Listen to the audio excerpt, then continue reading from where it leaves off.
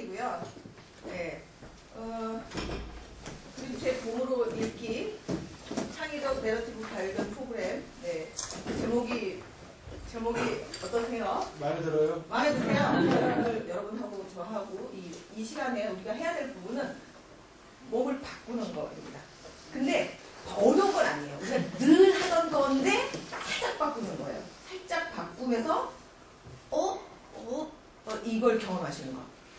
그걸 조금만 경험하시고 가시면 여러분들이 우리나라에서 대한민국에서 아니면 전 세계에서 가장 어떤 부분에 있어서 탑인 분들이시거든요. 그러시죠? 네, 저 누구나. 그래서 저는 조금만 여러분을 불을 떼어드릴 거고 여러분은 이 불 떼는 걸 가지고 가셔서 마음껏 펼치실 수 있을 거라고 믿습니다. 자, 왼손에 펜을 잡으십시오. 원래 왼손 잡으신 분은 오른손에 펜을 잡으십시오. 선생님들 각자의 이름을 쓰십니다. 거기다가요? 네, A4용지에다가요. 거기다가 다른 거 뭐 안 할 거예요. 그냥 거기다가는 요것만 할 거예요. 다른 거 안 할 거니까 머리는 빼시고 그냥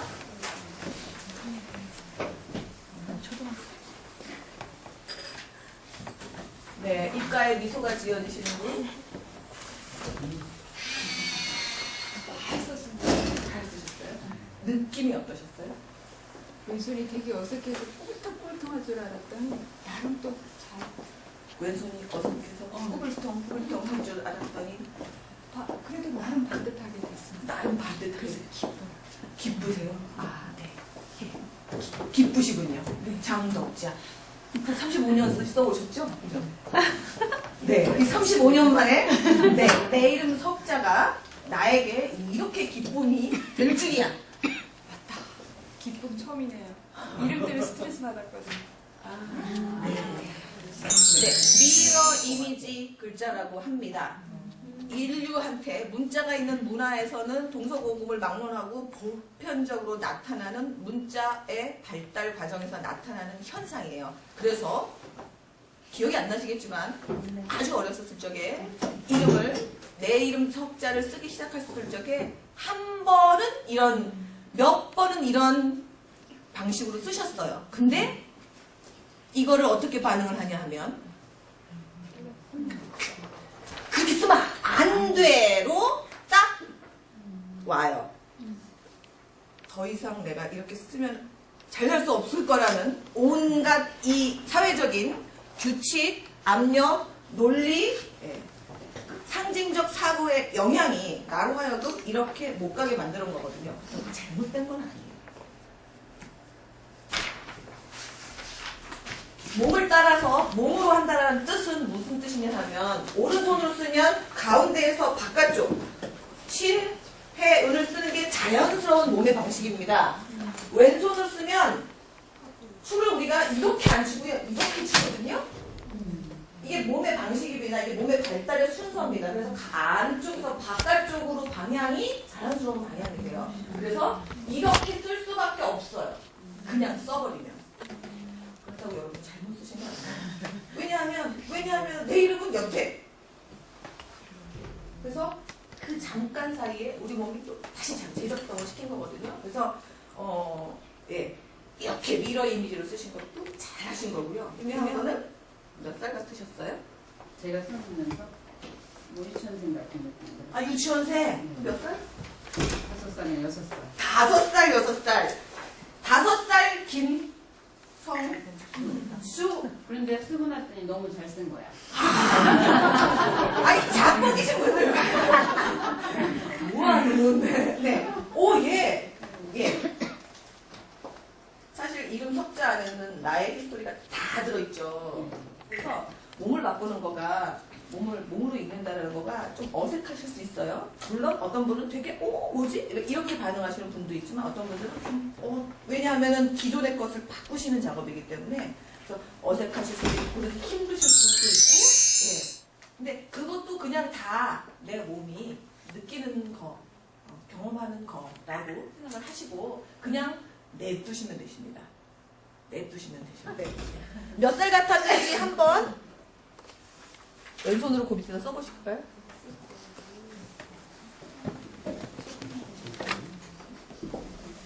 몸을 바꾸면요. 그 몸에 왼손으로 이름 쓴 경험은 평상시에 없고 언제 있냐면 아주 오래전에 있기 때문에 그 어색한 몸의 그 느낌, 그 감각이 불러일으켜져서 타임머신 타지 않고도 그냥 시공간을 넘어가세요. 책을 읽다가 시공간 넘어가는 거 미친 게 아니라 실제로 우리 몸은 그렇게 작동을 합니다. 이렇게 쓰셨어요.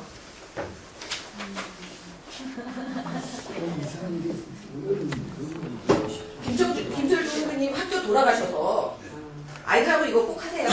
이거 아이들 되게 좋아하는데요. 아이들이 뭘 좋아하냐면 우리 선생님이 본인의 이름을 이렇게 어수룩하게 삐뚤빼뚤 근데 막 너무 좋아해 선생님이. 그 순간은 딱 아이들하고 딱 통하는 순간이에요. 그래서 이거를 딱 붙여놓으셔야 돼요.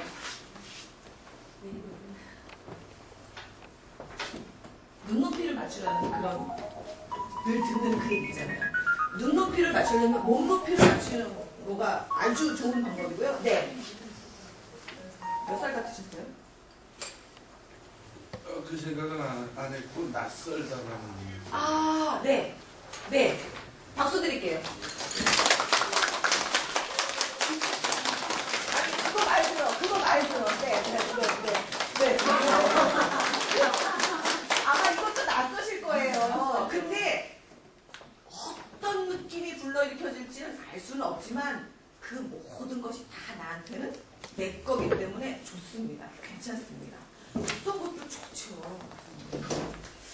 자, 오른손으로 지어보실까요? 선생님은 왼손으로. 또 쓰십니다. 다음 장에서 쓰지 말고 안 그리고요. 네, 내 이름. 달라지는 게 경험되시던가요? 왼손을 쓸 때 그거 하고 오른손을 쓰자마자 갑자기 이렇게 뭔가 이렇게 네. 껌이야 막 이런 느낌으로 몸이 네, 그러면서 네, 달라지죠. 이렇게 달라요. 한 몸 안에 똑같은 이름.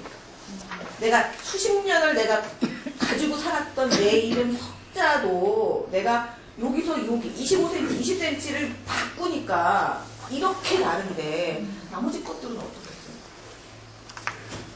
이게 가장 중요한 경험이시고요. 호모 사피엔스 들어보셨죠? 호모 나렌스는 들어보셨나요? 호모 나렌스? 네. 네. 호모 에렉투스, 네, 서양 인간이었고요. 네. 호모 사피엔스 혁명해야 지혜로워야 인간이었는데요. 더 이상 생각하는 인간, 호모 사피엔스가 생각하는 인간이라고 하죠. 더 이상 생각하는 걸로는 인간일 수 없어요. 이제는 호모 나렌스, 이야기해야만 인간이에요. 생각하는 걸로는 인간이 아니에요. 계속 인간은 발전하고 있기 때문에 생각하는 걸로는 더 이상은 안 되고 호모 나렌스, 이야기해야 인간이에요. 제가 스크립트를 다 만들어가지고 다 해가지고 외워가지고 말씀드리는 게 아니라 여러분들도 강의를 하실 적에 아이들하고 만났을 적에 내 안에서 쫙쫙 되는 거를 외워서 그렇게 한 게 아니죠. 내 안에 어떤 이야기가 있었는지는 이야기를 하고 나서야 발견되고 이야기를 하는 과정에서야 나한테 재인식이 되는 거죠. 이게 이야기하는 인간 호모 나렌스의 핵심이에요. 그래서 네, 인식되고 발견되고 새로워지는 나. 예, 내러티브가 얼마나 중요한지는 지금 내러티브의 시대라고 해요.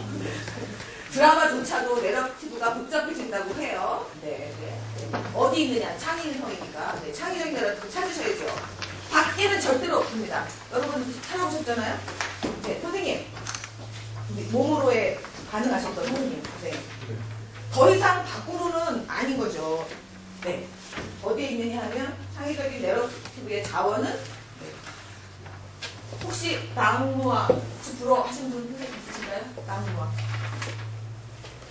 저기 프랑스에서 나온 그림책인데요. 내 안에 있다는 거죠. 이 안에 있다. 이렇게 누가 말하냐면은 이 고매한 오랜 동안의 수련을 거친 이분이 하시는 말씀이죠. 네. 네 자신, 그건 뭐야? 네 자신을 믿으는데 라고 우리도 알고 있어요. 선생님도 알고 있어서 학생들한테 아마 그렇게 말씀하실 것 같아요. 그런데 그 말씀이 통하려면 한다면 그 증거를 갖고 계셔야 돼요. 여러분. 어떤 내러티브를 원하는지를 찾으시는 거. 그게 창의적인 내러티브. 창의성은 밖에 절대로 없고요. 어디 있냐면 각자의 안에 있습니다. 근데 그 각자 안에 어디에 있는지는 모르겠어요. 찾는 작업이고 찾아가는 과정이시고 거고. 근데 제가 드리는 팁은 몸에 있다. 네. 몸으로 읽기에서 우리가 그 해답을 실마리를 이 세상에 정답이 하나라는 뜻은 아닙니다. 중에 한 중요한 실마리를 몸을 읽는 것을 통해서 찾을 수 있겠다.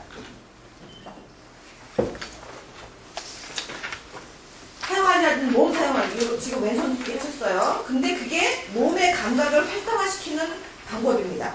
가장 작은 것부터 시작하는 거고 일단은 의도를 다 내려놓고. 자, 여러분이 다 선생님들이시니까 브루너의 표상량식 보셨을 거예요. 그렇죠? 네. 동작 표상, 심상 표상, 상징 표상. 원래 표상 양식은 이렇게 쓰셔야 되거든요. 삼각형의 방식으로.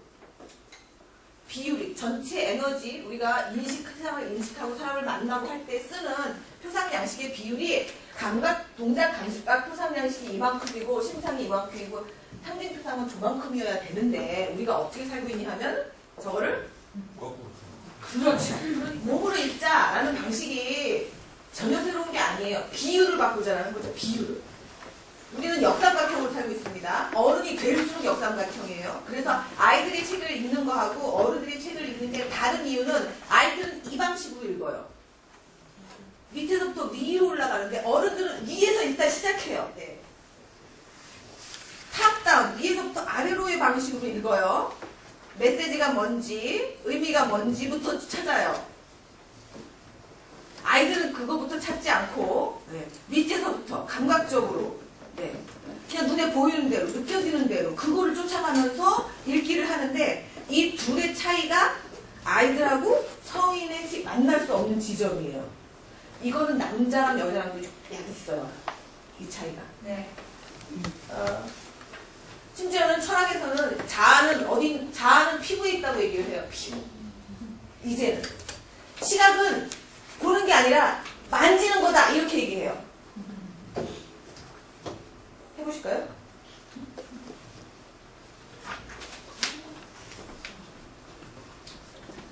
보고 계시죠? 근데 우리가 세 가지 표상 양식을 다 사용할 수 있기 때문에 안 보이시나요? 조금 약간 디테일이 떨어지네요. 이게 자갈들이 쭉쭉쭉 있어요.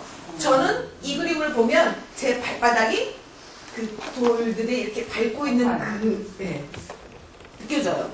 그걸 공감각이라고 해요. 공감각. 시너시지아라는 우리가 저를 보셨을 때 그냥 보이는 것뿐만이 아니라 뭐라고 해야 되나? 여러 가지 것들이 선생님은 지금 푸신푸신한 게 느껴지시거든요. 그 촉감이 느껴지거든요. 네. 보는 거가 단지 보는 게 아니라 만지는 거다. 이해하셨죠? 그래서 글과 그림은 만지고 느껴져야 된다. 움직여져야 된다. 그래서 다시 읽기의 핵심은 나입니다. 나. 그렇지 몸으로 읽기. 몸으로 읽어서 어쩌려고.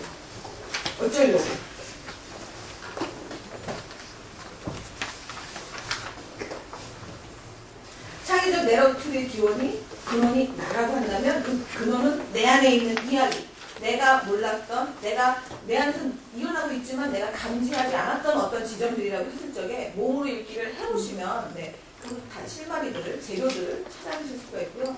찾아낸 재료를 어떻게 할 건지는 나중에, 지금은 그냥 그 재료를 하나하나 찾는 거가 되게 중요한 과정이에요. 일본에 한 중학교 교사가 국어 교사인데 국어 시간 3년 내내 은수저라는 작품을 국어 시간에 3년 내내 들고 들어갔어요. 들어보셨나요? 아이들이 불안해했어요. 우리가 이것만 공부해서 제대로 배울 수 있어요.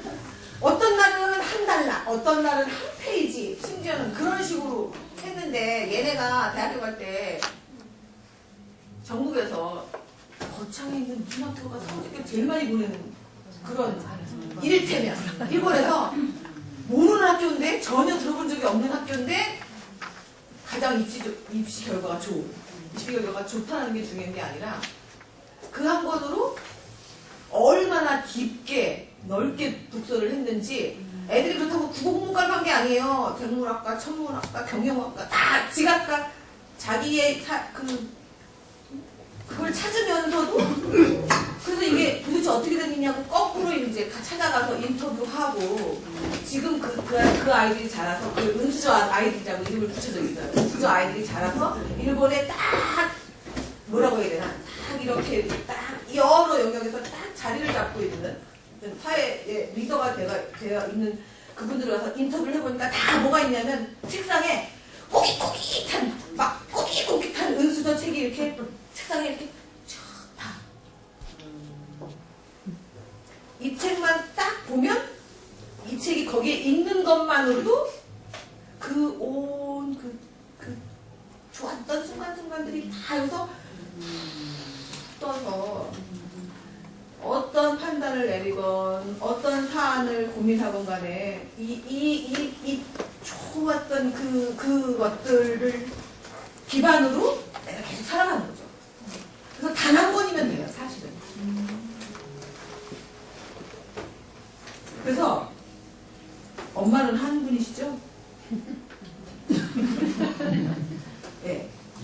인간관계에서 가장 중요한 거가 최초 대상 경험이거든요. 관계에 대한 경험. 책도 마찬가지인 거죠. 진짜 책을 만나셔야 돼요. 이 책을 통해서 내가 내 인생으로 들어갔다 나왔다 들어갔다 나왔다 할 수 있는 게이트를 찾는 거예요. 왜 그 책이 될지는 알 수가 없어요. 상 안 받은 책, 사람들이 아무도 모르는 책, 이상한 책, 뭐 어떤 책이 될지는 몰라요. 그리고서는 그 책을 가지고서 정점 관측을 하시는 거죠. 정점 관측. 정점 관측은 해양 용어예요. 해양에서 해양 이제 돌아다니면서 이제 기상과 이런 거를 관측할 때 오늘 여기 딱 와가지고 여기는 기온은 이렇고 살았고 뭐 풍향은 이렇고 바다는 이렇고 이러면서 됐구나 하고 딱 다른 데 가가지고 또 여기는 이런 식으로 해서는 제대로 관측을 할 수 없다는 거죠. 최소한 한 곳에 배를 6개월 동안 한 지점에 정박시켜 놓고 오늘은 어떤지 내일은 어떤지 사람은 어떤지 풍광은 어떤지 기후는 어떤지 6개월을 쭉 한 곳에서 해야 세계가 이렇구나 사람들이 이렇구나 내 이야기가 이렇구나를 알 수 있다는 거죠. 그래서 자기 책 찾기는 정점 관측점을 찾으시는 거죠. 문자표의 현이라고 해서 됐습니다. 근데 저 백이요 국어사전에 없어요. 그러니까 창한 글자를 만드신 거죠. 굉장히 창의적인 작업을 하신 거예요. 근데 제가 그 옛날에 수업 시간에 그 소리를 많이 했는데 이러고 나중에 인터넷에 이런 글자가 생기더라고요. 저요. 신고 먼저 하시잖아요. 저 나름대로는 굉장히 중요한 얘기를 전달하고 싶은데 아이들이 잘 안 들어줘요. 아이들만이 아니고 아내도 그렇고 자식도 조용히 해서 내 말을 좀 들어달라. 네. 의사소통에 상당히 문제가 있는 것 같아요. 강아지를 길러보니까 계속해서 짖어대는데 도대체 뭘 원해서 그렇게 짖어대는지를 잘 모르겠어요. 내 인생을. 자, 굉장히 중요한 내 이야기를 그러니까 번역하신 거는 번역하신다고 한다면 내 이야기를 들어라. 박수를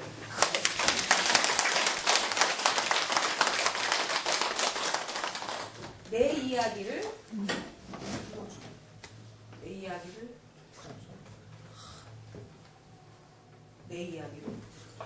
감동적인 순간이에요. 있으면 시켜보면은 좋아요. 근데 지금 우리가 시간이 없으니까 네, 그냥 적은 게 더 많다. 그냥 번역을 해보세요. 나는 영어를 못해 이거 말고요. 나는 레스토랑 무슨 모르겠다 이거 무슨 그냥 자기 텍스트를 만드시는 거예요. 레스 이즈 모어를 번역해 보세요. 이게 제 박사학위 논문의 토픽이에요. 지나치면 모자라만 못하다. 네, 그렇게 번역하실 수도 있어요. 또요. 비어있는 공간이 많을수록 더 많이 채울 수 있다. 네, 비어있는 공간이 많을수록 더 많이 채울 수 있다. 네, 또요. 쉼표가 있어야 위대한 영화가 이룰 수 있다. 네.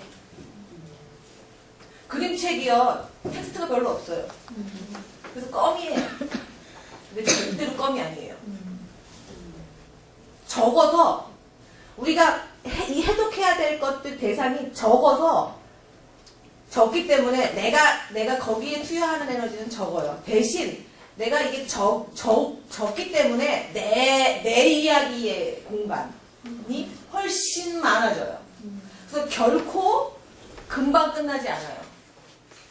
천천히. 이런 거죠. 제가 바나나 갈 거예요. 단 한 권, 지구상에서 책 한 권 가지고 갈 수 있어요. 내가 아이들을 만나러 가요. 근데 딱 한 권만 책을 들고 갈 수 있어요.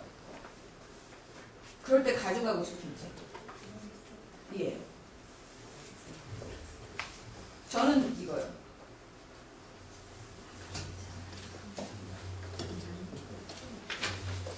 풀밭이 있었습니다. 젖소가 풀을 뜯고 있었습니다. 말도 뛰놀고 있었습니다. 풀밭다가 해묵은 돌담이 이어져 있었습니다. 돌담 하나는 수다스러운 들중의 식구들이 살고 있었지요. 바로 이웃에 곳간도 있었지요. 그러던 어느 날 주인 농부가 이사를 가고 말았답니다. 곳간도 텅 비고 말았답니다. 겨울이 멀지 않았어요. 작은 쥐들은 콩이랑 열매에 밀이랑 짚을 모으기 시작했어요. 모두들 밤낮 없이 일했습니다. 잠잠이나 빼고는. 잠잠이가 뭐해? 왜 일 안 해? 나도 일하고 있어. 잠잠이가 대답했어요. 춥고 어두운 겨울날을 위해 햇빛을 모으고 있는 중이야. 언젠가는 풀밭을 노려보고 앉아있는 잠잠이에게 작은 쥐들이 물었어요. 대체 뭐해? 빛깔을 모으는 거야. 잠잠이는 짤막하게 대답했습니다. 겨울은 잿빛이니까. 때로는 반쯤 눈 감은 듯이 보였어요. 너 졸고 있구나. 나무라듯이 캐물었어요. 그러자 잠잠이는 고개를 저었어요. 아니, 말을 모으고 있는 거야. 길고 긴 겨울철 얘기거리마저 없어지는 나를 위해. 겨울이 닥쳤어요. 첫눈이 내렸어요. 작은 들쥐 5마리는 돌담 안 그들의 집으로 콕콕 숨었어요. 처음 얼마 동안에는 먹을 것이 흔했습니다. 쥐들은 어리석은 영호나 바보 고양이에 대해 이야기꽃을 피웠습니다. 그들은 행복했습니다. 그러다가 장식에 차츰 동이 났어요.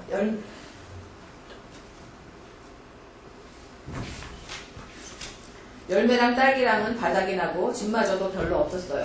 그리고 콩은 오직 기억에만 남고요. 집안은 썰렁하고 이제 수다를 떠는 이는 아무도 없었죠. 그때 문득 떠오르는 것이 있었어요. 햇빛과 빛깔을 모은다던 잠잠이의 대답이었어요. 네가 모은다던 거 어떻게 했어? 그들은 비로소 궁금해했습니다. 눈 감아봐. 커다란 돌멩이 위로 올라서며 잠잠이는 말했습니다. 자, 너희들에게 햇빛을 보내주마. 얼마나 눈부신 햇빛인지 알겠니? 잠잠이가 햇빛 이야기를 꺼내자 작은 쥐들 4마리는 언뜻 따스함을 느꼈습니다. 잠잠이가 글쎄 요술을 부렸을까요? 빛깔도 보았잖아. 다시 눈 감아. 새빨간 넝쿨꽃이며 빨간 양귀비, 노란 미리삭과 지푸르, 딸기 이런 이야기가 시작되자 그들은 일찍이 마음에 그려져 있던 그 빛깔들을 아주 뚜렷이 볼 수가 있었습니다. 그런 말은 잠잠이는 목청을 가다듬었어요. 그러고는 잠시 뜸을 들인 다음 무대에서 이처럼 불 폈어요.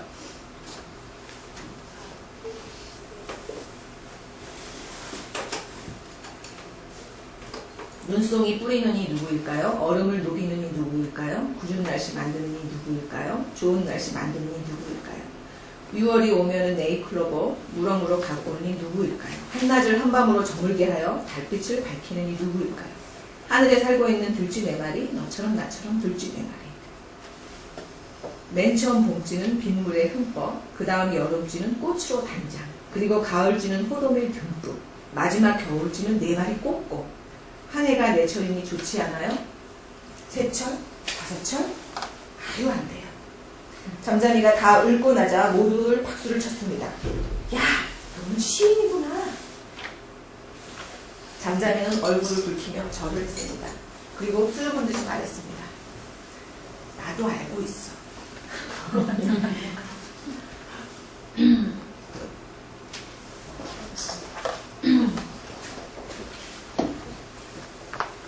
제가 이걸 어떻게 읽었냐 하면요.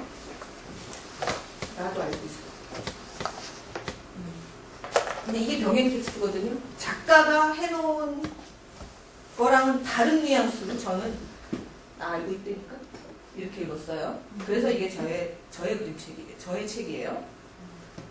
이게 중학교 때 읽었거든요.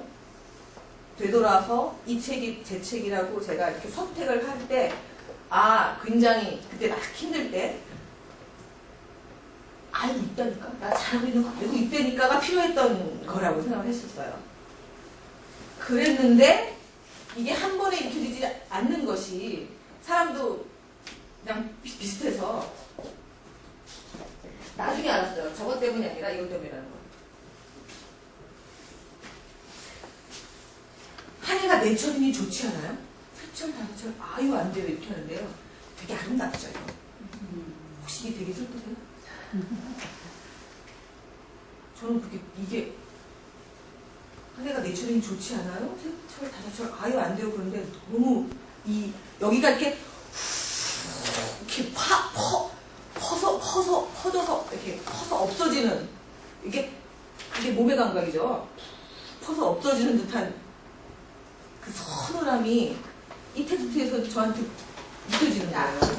현재 나의 지점. 어디에 있든지 관계없으세요. 내가 어느 지점에 있는지를 알아차리시는 것. 그 지점에서의 몸의 감각 느낌을 감지하시고 내일도 계속 그 자리다 할지라도 내가 그 지점을 아시고 계시는 거. 네. 머리는 그때 쓰시는 거죠. 계속 같은 자리를 하더라도 그 안에서 병행 텍스트는 계속 달라집니다. 네. 나의 이야기. 그 안에 지금 현재의 나의 지점 안에 그 위치에 새로이 구성해갈 나의 이야기가 이미 뿌리 내리고 있으십니다. 반복되는 첫 책 경험에서 새로운 정서를 느껴가시는 것. 이제는 제가 나도 알아를 나도 알아 이렇게 안 하고 나도 알아 이렇게 표현합니다. 달라진 거죠. 네.